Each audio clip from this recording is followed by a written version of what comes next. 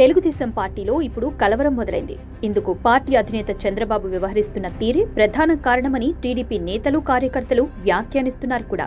అధికారంలోకి వచ్చిన నాటి నుంచి రూల్స్ బ్రేక్ చేసిన వారిపై చంద్రబాబు చాలా కఠినంగా వ్యవహరిస్తున్నారు. తనామనా అనే భేదం లేకుండా చంద్రబాబు అడుగులు వేస్తున్నారు. ఇందుకు సంబంధించి ఇప్పటికే పలు ఉదాహరణలు ఉన్నాయి కూడా.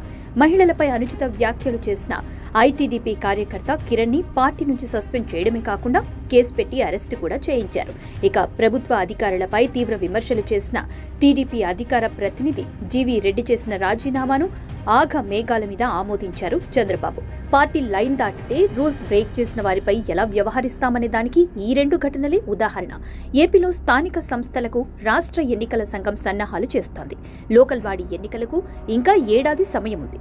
వచ్చే ఏడాది మార్చి వరకు స్థానిక సంస్థలకు అవకాశం ఉంది. కానీ టీడీపీ శ్రేణుల్లో మాత్రం ఇప్పటి నుంచే భయం పట్టుకుంది. వాస్తవానికి స్థానిక సంస్థల ఎన్నికల నిర్వహణకు చంద్రబాబు ఏమాత్రం ఆసక్తి చూపించరు. గడువు ముగిసినా కూడా లోకల్ బాడీ ఎన్నికలు నిర్వహించేందుకు చంద్రబాబు ఎలాంటి చర్యలు తీసుకోరు. స్పెషల్ ఆఫీసర్ పాలనలోనే గడిపేస్తారు అనేది చంద్రబాబుపై ప్రధాన ఆరోపణ. లోకల్ ఎలక్షన్స్ కి ఇంకా ఏడాది గడువు ఉన్నప్పటికీ ఇప్పటి నుంచే ఈసీ ఏర్పాట్లు చేస్తోంది. ఈ దఫా కూడా స్థానిక సంస్థల ఎన్నికలకు చంద్రబాబు సర్కార్ ఈసీకి సహకరిస్తుందా అనే అనుమానం వ్యక్తమవుతోంది. స్థానిక సంస్థల ఎన్నికల నేపథ్యంలో అన్ని జిల్లాల కలెక్టర్లు, ఉన్నత అధికారులతో సమావేశాలు నిర్వహించేందుకు రాష్ట్ర ఎన్నికల సంఘం సిద్ధమవుతోంది. వచ్చే ఏడాది మార్చిలో ఎన్నికలుండే అవకాశం ఉంది. అప్పటికి కూటమి సర్కార్ ఏర్పడి 2 ఏళ్లు అవుతుంది కూడా. అంటే ప్రభుత్వ పాలనపై ప్రజలు ఓ అవగాహనకు వస్తారనేది పార్టీ నేతల మాట.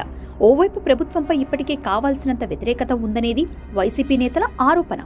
అందుకే మొన్న జరిగిన ఎంపీపీ ఉప ఎన్నికల్లో వైసీపీ ఎక్కువ స్థానాలు గెలిచిందని ప్రచారం చేసుకుంటున్నారు. ఇలాంటి పరిస్థితుల్లో స్థానిక సంస్థల ఎన్నికలంటే వాటి ఫలితాలు ఎలా ఉంటాయో టీడీపీ నేతలు ఇప్పటికే ఊహిస్తున్నారు కూడా. ఎమ్మెల్సీ సహా నామినేటెడ్ పదవుల కేటాయింపులో జనసేన, బీజేపీ నేతలకు పెద్దపీట వేశారు చంద్రబాబు. స్థానిక సంస్థల్లో ఆయా పార్టీలు ఇదే స్థాయిలో డిమాండ్ చేసే అవకాశం ఉంది. అప్పుడు కింది స్థాయి నేతల మధ్య విభేదాలు తప్పవు. ఇక వైసీపీ పాలనలో పోలీసులు, అధికారుల సాయంతో టీడీపీ సభ్యులు నామినేషన్లు దాఖలు చేయకుండా అడ్డుకున్నారనేది అందరికీ తెలిసిన విషయమే. అలా చేయడం వల్లే వైసీపీపై ప్రజల్లో కావాల్సినంత వ్యతిరేకత వచ్చింది కూడా. ఇలాంటి చర్యలకు చంద్రబాబు పూర్తి వ్యతిరేకం. రూల్స్ ప్రకారం నడుచుకోవాలి అంటారు. వైసీపీ పాలనలో అధికారంలోకి వచ్చిన నాటి నుంచే టీడీపీ నేతలు, కార్యకర్తలపై దాడులు చేయడం, కేసులు పెట్టడం జరిగింది. దీంతో చాలా చోట్ల నామినేషన్ వేసేందుకు కూడా టీడీపీ నేతలు ముందుకు రాలేదు. మరి వచ్చే ఏడాది జరగనున్న ఎన్నికలను టీడీపీ ఎలా ఎదుర్కొంటుంది? వైసీపీ నేతలను ఎలా అడ్డుకుంటుంది?